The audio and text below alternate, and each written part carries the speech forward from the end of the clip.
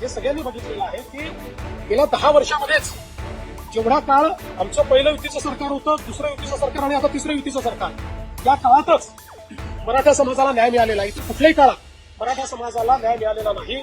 आरक्षण देण्याचं कामही आम्ही केलं आहे, सारथीचं कामही आम्ही केलेलं आहे, अण्णासाहेब पाटील आर्थिक विकास महामंडळाचं कामही आम्हीच त्या ठिकाणी करून उद्योजक तयार केलेले आहेत आणि त्यासोबत पंजाबराव देशमुख निर्वाह भत्ता देखील आम्हीच सुरू केलेला आहे. परदेशी विद्यार्थ्यांना पाठवणं देखील आम्ही सुरू केलेलं आहे. तुम्ही या सगळ्या गोष्टी शिक्षणाच्या असतील किंवा वेगवेगळ्या असतील रोजगाराच्या, ते सगळ्या आमच्या सरकारने त्या ठिकाणी केलेल्या आहेत. त्यामुळे मराठा समाजाबद्दल आम्ही सकारात्मकच आहोत. कुठल्याही प्रकारे मराठा समाजाच्या संदर्भात आमच्या मनात काही शंका नाहीये.